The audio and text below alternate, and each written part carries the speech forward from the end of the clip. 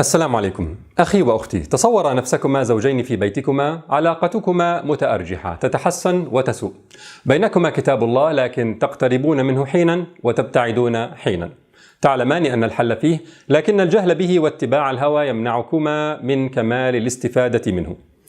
لكما جار سكير يضرب امرأته حتى يعلو صوتها، وأحيانا تشرب معه هي من الخمر وتحشش، ويدخل عليها أصحابه ينتهكون عرضها برضاها حينا وبغير رضاها أحيانا، وجار السوء لا يكف عنها يدا وإن حاول لم يستطع. ولكما قريب عاق يعمل لحساب جاركما هذا ويأتمر بأمره، ولنسمي القريب العاق اختصارا بقرعاق. جاركما هذا يعتري سطح بيتكما ليسرق من ماء خزانكما ويساعده قرعاق. ذات يوم اختلفتما وتعالت أصواتكما، فدخل عليكما الجار مخمورا بيده كأس الخمر وبيده الأخرى كوب ماء سرقه من خزانكما. خيرا يا جار السوء، سمعت صيحتك يا جارتي وأخبرني قرعاق أنك بحاجتي فجئت أنقذك وأسقيك. يعني انقلب الجار فجأة إلى رامبو. ولمن لا يعرف رامبو، فهو شخصية البطل الأمريكي التي كانت تلمع لأبناء جيلي في صغرنا. أخي وأختي، هل حضرتم الحلقة الماضية بعنوان تحرير المرأة الغربية؟ هل رأيتم بالحقائق والإحصائيات الرسمية حال المرأة الغربية وكيف تم استغلالها كأداة لتحقيق مطامع راسمي السياسات وأصحاب رؤوس الأموال، ثم كيف أصبحت المرأة الغربية ضحية للانفلات الجنسي والعنف الهمجي؟ تصوروا الآن كيف أن هؤلاء الذين استخدموا المرأة ثم أهانوها في الغرب يأتون إلى بلادنا كرامبوهات، جمع رامبو، وتحت أي عنوان؟ إنقاذ المرأة المسلمة. كيف؟ بالقضاء على كافة أشكال التمييز ضد المرأة، بتحطيم مفهوم القوامة والولاية عليها، بمساواتها مع الرجل في الميراث، بمنحها الحرية الجنسية. أيها الكرام والكريمات، يتعرض بعض النساء في العالم الإسلامي لأشكال عديدة من الظلم بالفعل. هل الحل في شريعة ربانية صحيحة تنصف الجميع، أم يمكن أن يكون لدى رامبو الحل بالفعل؟ في هذه الحلقة سنرى ما يعرضه رامبو وقرعاق القريب العاق، وما يريدانه من المرأة مقابل كأس الماء، ثم نوجه 4 أسئلة لرامبو حتى نرى إن كان مؤهلا لمهمة إنقاذ المرأة، فإن كان مؤهلا وإلا بحثنا عن الحل الصحيح. عام 1979 أقرت الجمعية العامة للأمم المتحدة اتفاقية بعنوان القضاء على كافة أشكال التمييز ضد المرأة، والمعروفة اختصارا بسيداو، ووقعت عليها عامة الدول تباعا، منها دول العالم الإسلامي، وتحفظت بعض الدول على بعض بنود الاتفاقية. الظريف في الأمر أن الولايات المتحدة الأمريكية، والتي وقعت على الاتفاقية وتساهم في فرضها على العالم الإسلامي، لم تحولها إلى قوانين حتى الآن. did not ratify سيداو بعد مرور 40 عاما عليها، مع أن تقنينها نوقش عدة مرات، لكنه ينتهي كل مرة برفض تفعيلها، رفض تحويلها إلى قوانين. ومع أن منظمة العفو الدولية وغيرها انتقدوا الولايات المتحدة على ذلك. طيب لماذا؟ من الذي يمنع تفعيلها؟ إنهم السياسيون المحافظون والقادة الدينيون، والذين يقولون أن سيداو هي في أحسن الأحوال غير ضرورية، وفي أسوأها تعرض الولايات المتحدة لنزوات منظمة دولية، يعني الأمم المتحدة، يقولون بالحرف subjects the US to the whims of an international agency. وكما في هذا البحث المنشور من جمعية العلوم السياسية الأمريكية، فإن قادة الحزب الجمهوري والمنظمات النسائية المحافظة ترفض تفعيل سيداو لأنها تمكن الأمم المتحدة من فرض سياسات على المرأة والعائلة يرفضها عامة الشعب الأمريكي. وأن السيناتور الأمريكي جيسي هيلمز قال عن سيداو إنها اتفاقية سيئة، إنها اتفاقية مرعبة تطرح للمفاوضة من نسويات متطرفات بنية حماية أجندتهم المتطرفة ضد الأسرة. فالصوت الأعلى حتى الآن في أمريكا هو لمن يقولون لن نعرض مستقبل أمريكا للخطر من أجل نزوات وأهواء الأمم المتحدة والنسوات اللواتي يردن تدمير الأسرة. لكن الاتفاقية ونزوات الأمم المتحدة تطبق طبعا وبشكل حثيث على الأمة الإسلامية. شكلت في الأمم المتحدة لجنة متابعة تنفيذ سيداو، وأصبحت سيداو هي الدين الذي يجب أن يفرض على العالم، خاصة العالم الإسلامي. لا يخفاكم أن كل حصون المجتمعات الإسلامية قد تم هدمها. تم هدم مؤسسة المساجد، مؤسسة التعليم والمناهج الدراسية، مؤسسة الإعلام، وبقي الحصن الأهم والأخير وهو حصن الأسرة. الآن ما الذي يحصل؟ اسم سيداو نفسه أصبح مبتذلا ومثيرا لحفيظة الواعين الذين اطلعوا على مضامين الاتفاقية، لذلك لن نستخدمه كثيرا، وإنما سنسعى إلى تطبيق مضامين سيداو وبهدوء ونفس طويل. سنستخدم عبارات جذابة: تمكين المرأة، وسنركز على النماذج المشوهة السيئة من ظلم المرأة في العالم الإسلامي، بحيث كلما انتقد أحد أعمالنا عملنا له تنميطا ستيريوتايبنج وتأطيرا فريمينج بأنه يدافع عن ظلم المرأة وتسلط الرجل عليها. إن لم تكن معنا فيما نفعله للمرأة فأنت ضدنا، أنت مع الظلم والاضطهاد والضرب والعنف والتسلط على المرأة وحرمانها من حقوقها. مثلا نشرت هيئة الأمم المتحدة للمرأة العام الماضي مقالا بعنوان التمكين الاقتصادي للمرأة، يتحدث عن منطقة الشرق الأوسط وشمال إفريقيا، يعني الشعوب العربية المسلمة. طالب فيه بمنح المرأة حقوقا مساوية للرجل في الميراث، وذكر ضمن مآسي المرأة أن نسبة فقط من النساء المرتبطات خارج علاقة الزواج يتمتعن بالحرية في علاقاتهن الجنسية، يعني باقي النساء ليس لديهن الحرية في ممارسة الجنس خارج الزواج. طيب كيف سنغري المسلمين بالسير في طريق سيداو دون ذكر اسمها بالضرورة؟ هنا تأتي الهيئات الأجنبية، يعني الرامبوهات، لتعرض منحا على دول العالم الإسلامي تحت مسمى تمكين المرأة Women Empowerment، وهي هيئات كثيرة جدا، بل وبعضها من دول شرقية كاليابان. طيب أي جهة محلية في العالم الإسلامي تريد الحصول على هذا الدعم؟ ما الأهداف التي يجب أن تحققها؟ هي نفس الأهداف التي تشكل أهدافا مرحلية مايلستونز لسيداو دون إظهار اسم سيداو بالضرورة. يعني يشتغلون على مبدأ السليبري سلوب، المنحدر الزلق. طيب مهما حاولنا تجميل هذا العمل، أليس من الممكن أن تحس الشعوب المسلمة بأنه تدخل فيها يعارض دينها وأخلاقها؟ هنا يأتي دور قرعاق الذي سيقوم بدور المستغيث برامبو: أن يا رامبو أغثنا فالمرأة في بلادنا مظلومة. فيأتي رامبو على جناح السرعة حاملا كأس الماء وعارضا حضن الأمان للمرأة المسلمة المضطهدة. وعلى قرعاق أن يقوم بتقديم تقرير كل 4 سنوات للجنة متابعة تنفيذ سيداو في الأمم المتحدة، وإذا لم تعجب اللجنة بسرعة السير نحو سيداو فإنها سترسل استجوابات للبلد البطيء. هل بالفعل لا زلتم تميزون في الإرث؟ هل فعلا زواج المرأة لا زال يحتاج لولي عندكم؟ هل بالفعل تجرمون الحرية الجنسية للمرأة على أنها زنا؟ اسمها استجوابات من باب التأطير لهذه الأعمال لتبقى تهما يجب على البلاد التخلص منها. وخصصت الأمم المتحدة مكتبا لمراقبة وضع المرأة عالميا، UN Women Watch، مع التركيز طبعا على المرأة المسلمة، حتى يضمن رامبو أن المرأة تسير حثيثا للارتماء في أحضانه هربا من زوجها أو أبيها الشرير. المهم جدا هنا إخواني أن تعلموا أن مدى صراحة هذه الهيئات الأجنبية والقرعاقات المحلية، مدى صراحتهم في تطبيق سيداو أو تخبئة هذه الأجندة يعتمد على البيئة المحلية لكل بلد من بلاد المسلمين. فإذا كان الناس نايمين ومحدش داري عن حد، تسحب التحفظات التي تحفظتها الدول في ليلة ما فيها ضوء قمر، ويطالب رامبو صراحة بتنفيذ سيداو. وإذا كان هناك بقية حياة فإن رامبو يعطي فرصة لقرعاق لتهيئة الأجواء بنفس طويل. وما تراه يحصل في بلد مسرع نحو رامبو هو ما يتوقع حصوله في البلاد المحافظة إذا هدأت فيها أصوات المصلحين ونام الناس عما يجري لهم. تركيز كبير من رامبو على فلسطين. فمن تتخذهم الأمم المتحدة ممثلين عن فلسطين وقعوا على سيداو دون أي تحفظ عام 2014، دون أي تحفظ.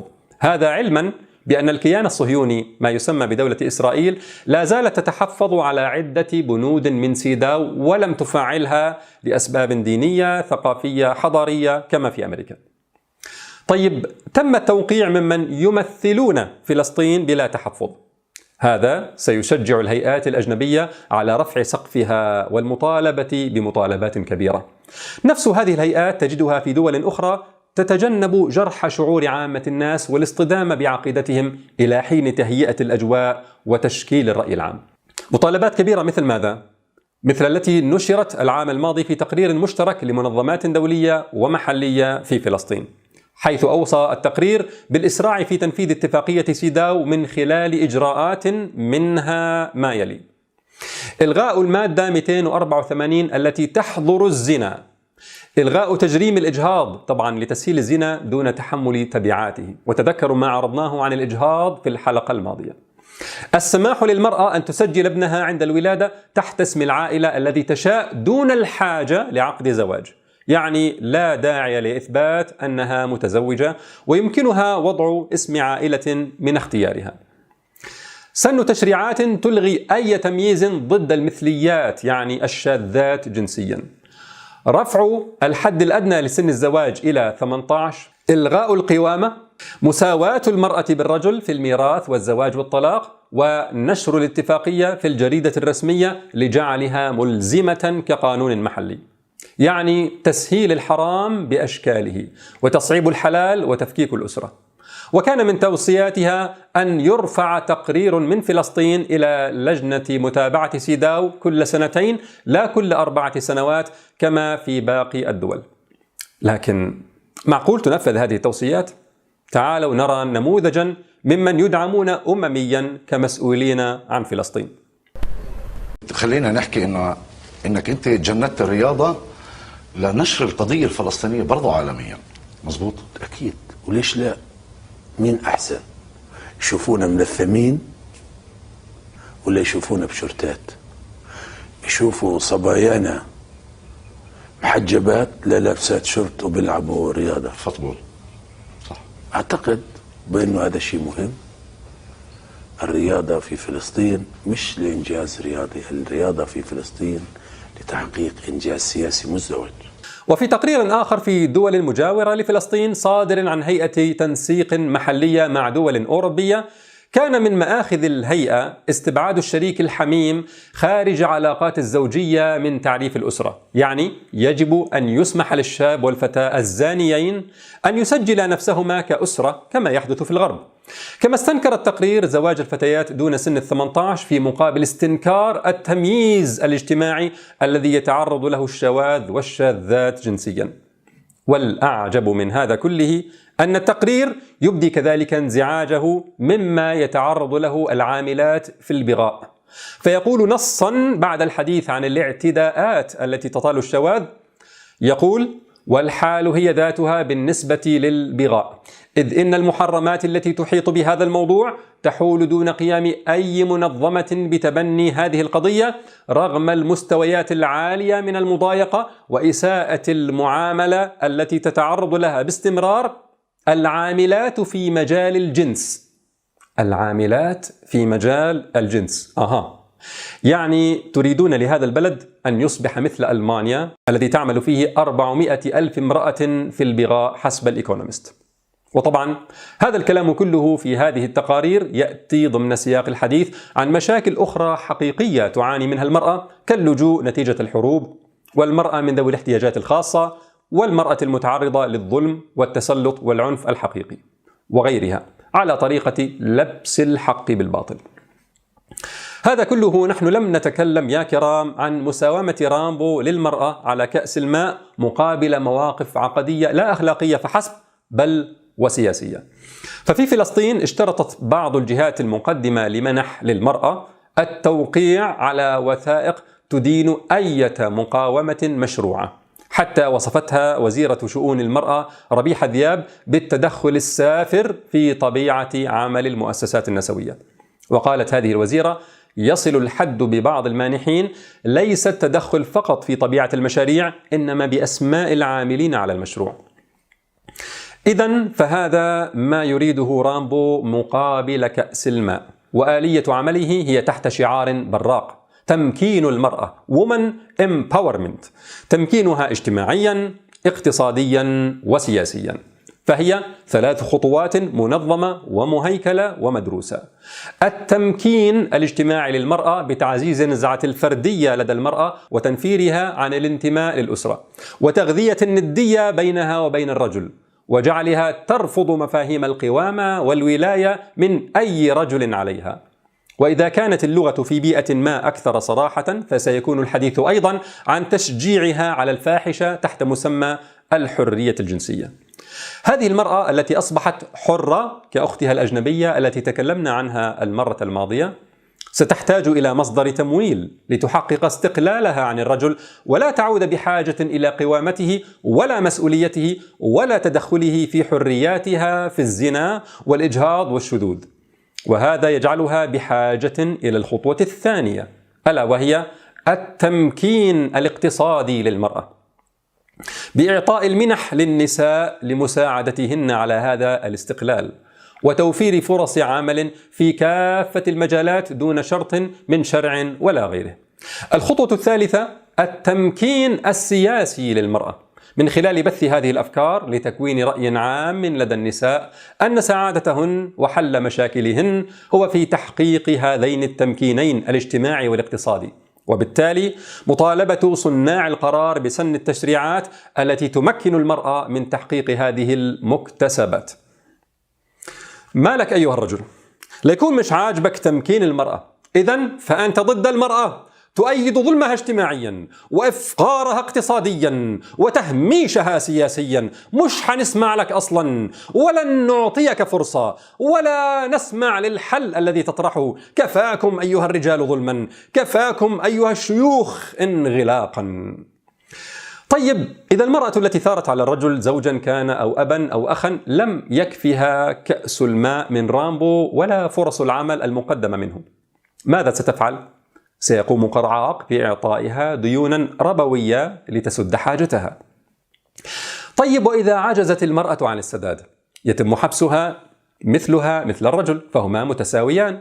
وندخل في قضية الغارمات، حيث يعطين اسما شرعيا وينادى على الإسلام أن تعال يا إسلام، يا من نحيناك وخالفناك في كل ما سبق، ووصفنا من ينادي بك بالانغلاق والظلم للمرأة، تعال حل مشكلة الغارمات وأقنع الناس بأن سداد ديونهن وربوياتها هي من مصارف الزكاة، وأن عليهم التقرب إلى الله بدفع المال لقرعاق.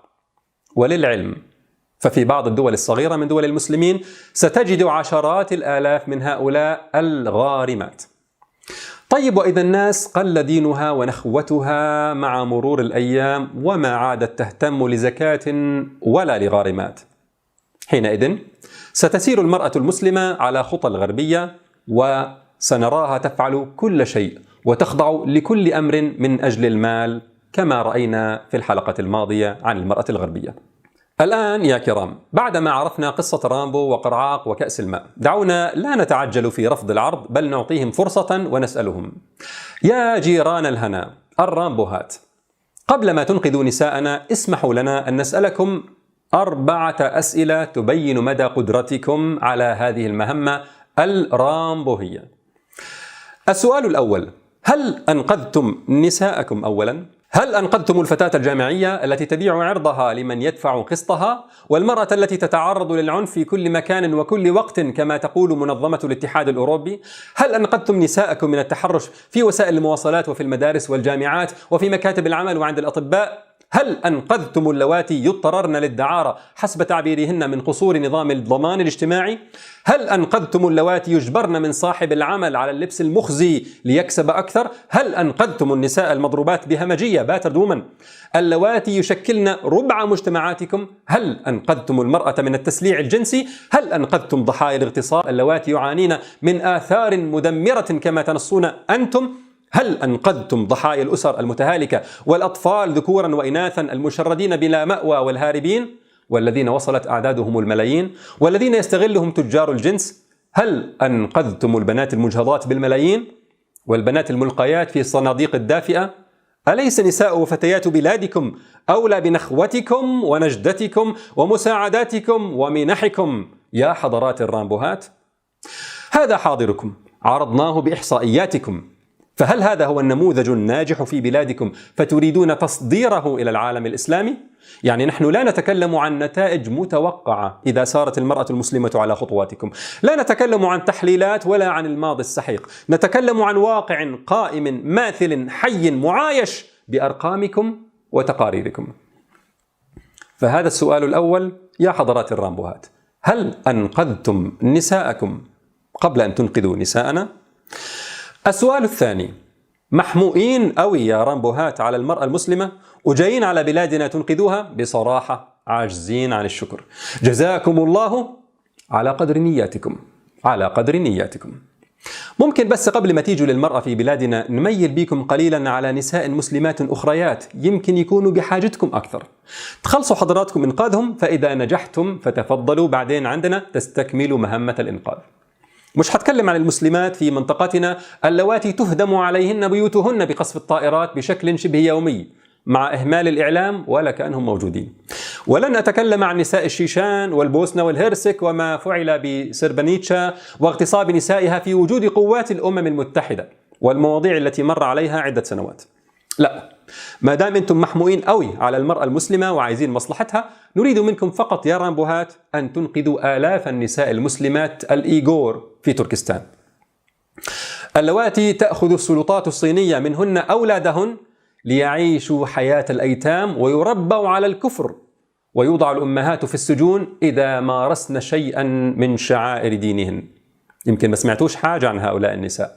طيب معلش، حناخد بيدكم ونسمعكم الأخت رقية فرحات التي نجت من المعتقلات الصينية وهربت خارج الصين بمقابل مادي كبير، فتحدثت عن اعتقال القوات الصينية لها ولتلاميذها وتلميذاتها في ليلة تحفيظ قرآن، وكيف قام الصينيون باغتصابهم جميعا وأطلقوا عليهم الكلاب البوليسية وخلعوا أظافرهم وأطفأوا السجائر في أجسامهم ودقوا المسامير في أيديهم ورموا من مات منهم في أكياس قمامة. كل هذا لماذا؟ لأنهم يقولون ربنا الله. ولا ليكون الإسلام ليس من الحريات التي تنادون بها يا رامبوهات؟ يمكن ما سمعتوش ما نشرته الاندبندنت عن المسلمات الصينيات اللي الواحدة منهم بيأخذ زوجها إلى المعتقلات لأنه مسلم ويضعون معها في البيت جنديا صينيا بحجة مراقبتها ثم يجبرونها على مشاركته الفراش.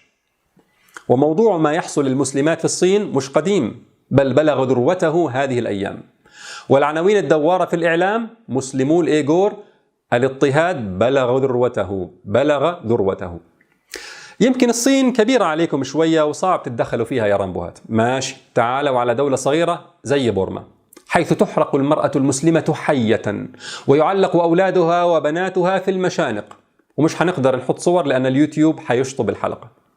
لكن نظرة حصينة هذه المسلمة التي شهدت مقتل أكثر من 50 من إخوانها وأخواتها المسلمين وتعرضت هي للتعذيب المريع، نظرتها كافية. ومعها شهادات النساء اللواتي تعرضن للاغتصاب من قبل الجيش البورمي. يمكن ما شفتوش يا رامبوهات هذا الفيديو، ويا ريت ما تركزوش على الطبيعة الخلابة وتلتقطوا معها صور.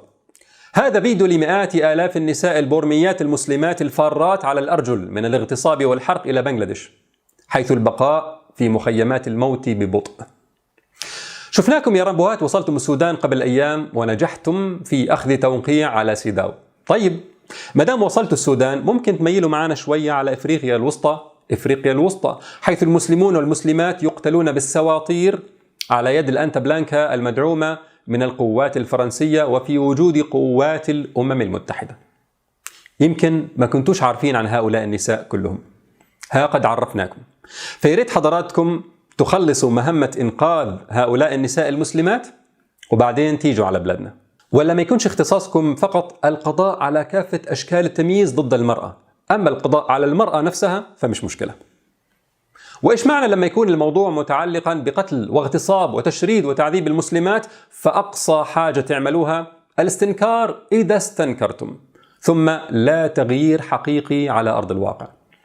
بينما لما ترفعوا شعار حرية المسلمة في الزنا والإجهاض والشذوذ والاستغناء عن القوامة والولاية، فهناك متابعة وميزانيات وتقارير.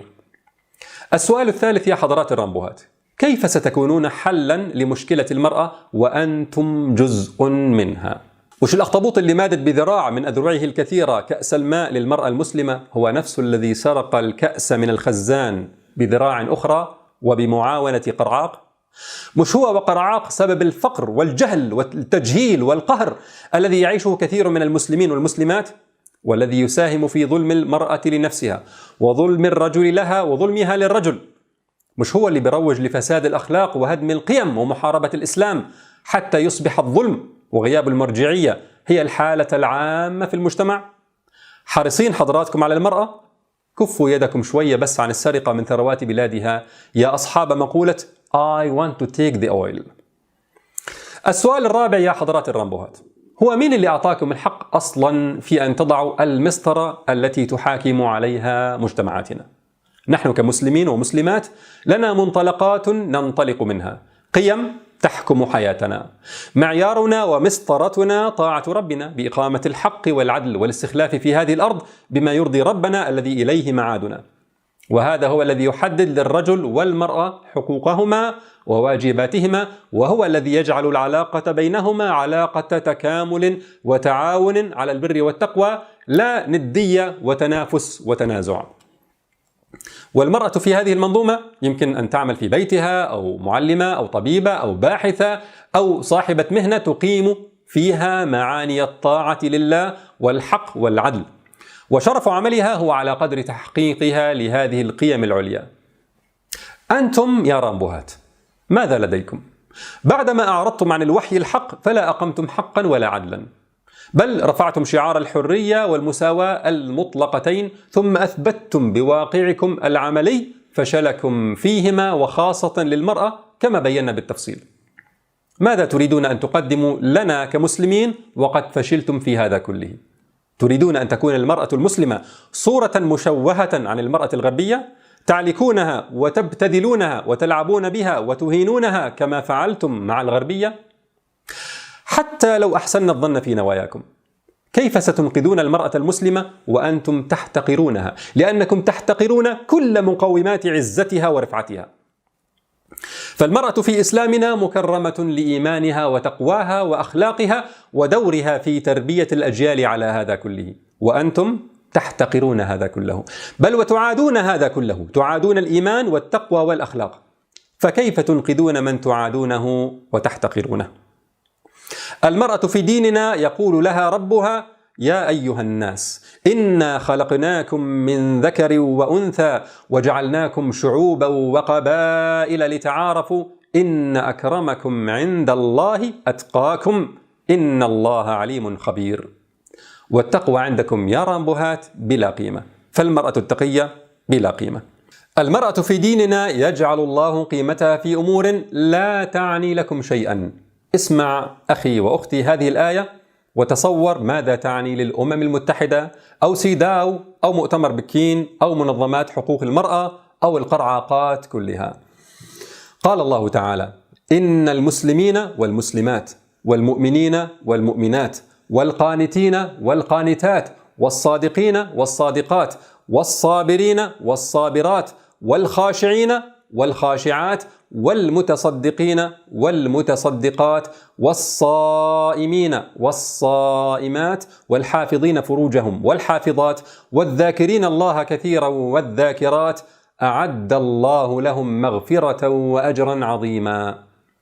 كل هذا عند الرامبوهات بلا قيمة. المسلمات، المؤمنات، القانتات، الصادقات، الصابرات، الخاشعات، المتصدقات، الصائمات، الحافظات فروجهن، الذاكرات الله كثيرا. هذا كله لا يعني للرامبوهات شيئا، والمتصفات بهذا كله لا يساوين عند الرامبوهات شيئا، بل على العكس، يحرص الرامبوهات على ألا تكون المرأة من الحافظات لأعراضهن كما رأينا.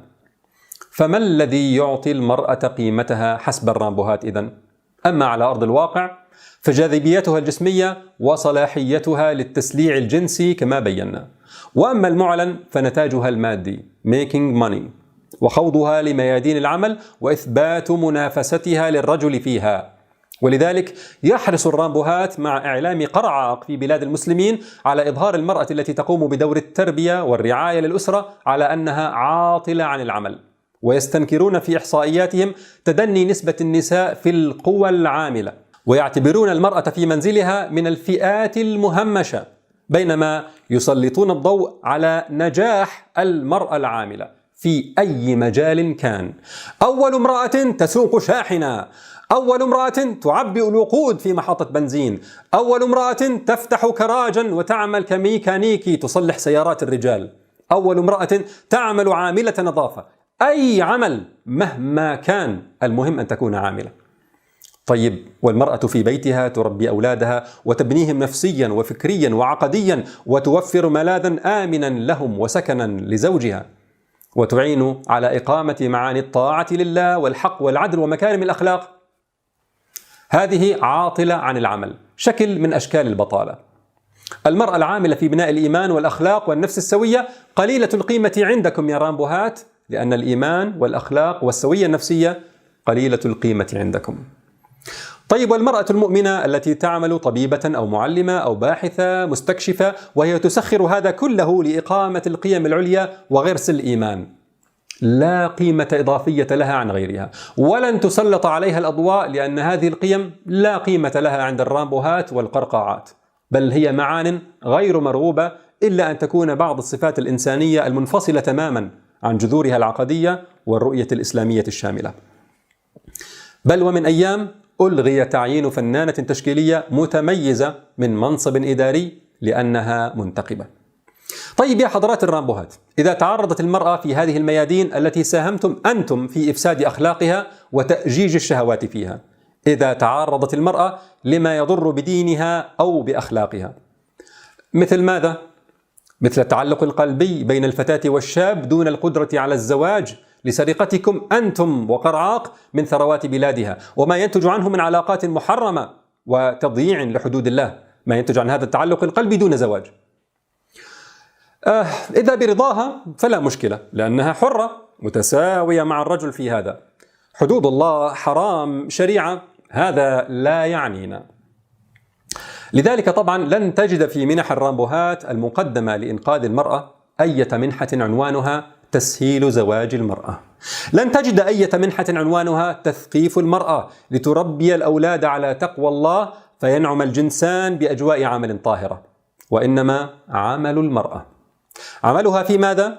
في الأجواء التي ساهموا في إفسادها. لن تجد منحا لنقل الفتيات والنساء في وسائل نقل مخصصة لهن، ولفرص عمل في أجواء مناسبة لهن بعيدا عن الرجال في هذه الأجواء المؤججة، بل هم يعتبرون الفصل بين الجنسين في بيئات العمل شكلا من أشكال التمييز ضد المرأة. طيب يا رامبوهات، وماذا إذا تعرضت المرأة المسلمة للتحرش والاستغلال الجنسي في هذه الأجواء؟ وما المشكلة؟ ها هي المرأة في بلادنا تتعرض لها. هذه مفاسد تهون أمام مصلحة عمل المرأة في فقه الرامبوهات. إذا على الحمل فما تخافوش، ها قد وصينا بالسماح بالإجهاض. يمكن يصعب عليكم أول طفل يجهض، لكن بعد ذلك ستلقون أطفالكم في القمامة بكل سهولة، صدقونا واسألوا مجرب. أنتم تريدون إنقاذ المرأة المسلمة يا رامبوهات؟ بل نحن والله أولى بإنقاذ نسائكم، ونحن نتلو قول ربنا: كنتم خير أمة أخرجت للناس، ونتلو: ولولا دفع الله الناس بعضهم ببعض لفسدت الأرض وقد رأينا فسادكم. نحن أولى منكم بإنقاذ نسائكم، ونحن نتلو: وما أرسلناك إلا رحمة للعالمين. أتعلمون؟ إذا شهدنا قيام كيان إسلامي نقي حقيقي يمثل المسلمين، فحري بالمسلمين حينها أن يمنحوا المرأة الغربية حق اللجوء إلى بلاد الإسلام حتى وإن لم تسلم. أية امرأة عفيفة شريفة تريد أن تحافظ على حيائها من عبثكم وعلى كرامتها من مهانتكم يا رامبوهات، فإنه حري بها أن تمنح حق اللجوء إلى بلاد المسلمين، لأن المحافظة على إنسانية الإنسان هي مقصد من مقاصد الشريعة حتى وإن لم تسلم. وقد كنت بفضل الله تعالى أشارك إخواني في أمريكا في نشاطات تعريف الأجانب بالإسلام، وأذكر اللحظة السعيدة يوم أسلمت إحداهن بعد محاضرة في هيوستن. أنتم يا رامبوهات تريدون إنقاذ المرأة المسلمة؟ هزلت والله يا أخواننا لازم نفسنا تصعب علينا أننا وصلنا إلى هذا الحد، أن بظلمنا لبعضنا جرأنا هؤلاء الرامبوهات أن يأتوا ليقضوا بيننا. ولازم يكون هذا دافعا لنا جميعا مؤمنين ومؤمنات لالتزام قول ربنا: واعتصموا بحبل الله جميعا ولا تفرقوا واذكروا نعمة الله عليكم إذ كنتم أعداء فألف بين قلوبكم فأصبحتم بنعمته إخوانا وكنتم على شفا حفرة من النار فأنقذكم منها كذلك يبين الله لكم آياته لعلكم تهتدون ولتكن منكم أمة يدعون إلى الخير. هم يدعوننا إلى باطلهم، وصلت إلى هذه المرحلة بل نحن ندعوهم. ولتكن منكم أمة يدعون إلى الخير ويأمرون بالمعروف وينهون عن المنكر وأولئك هم المفلحون. والله لو لم يكن من الإهانة إلا تدخل هؤلاء الرامبوهات لكفى لنعود إلى رشدنا ولنكف عن ظلم بعضنا البعض رجالا ونساء. فأي ظلم يظلم به بعضنا بعضا سيكون سببا في تدخل الرامبوهات والقرعاقات. عودا على بدء وربطا لآخر هذه الحلقة بأول الحلقة الماضية، فلتعلموا إخواني أن الأمم المتحدة التي تتابع تطبيق سيداو أول مبنى لها تم بناؤه على أرض اشتراها لها نيلسون روكفيلر من عائلة روكفيلر التي تقف على رأس هرم الرأسمالية والمؤثرة في السياسة الأمريكية. في ختام هذه الحلقة نقول للرامبوهات: اطلعوا منها أنتم بس، ونحن نحل مشاكلنا بالعودة لكتاب ربنا وسنة نبينا. أفحكم الجاهلية يبغون ومن أحسن من الله حكما لقوم يوقنون. ما معالم هذه الحلول؟ نستعرضها في الحلقة القادمة بإذن الله. ونقول ختاما: يريد الله ليبين لكم ويهديكم سنن الذين من قبلكم ويتوب عليكم والله عليم حكيم. والله يريد أن يتوب عليكم ويريد الذين يتبعون الشهوات أن تميلوا ميلا عظيما. يريد الله أن يخفف عنكم وخلق الإنسان ضعيفا. والسلام عليكم ورحمة الله.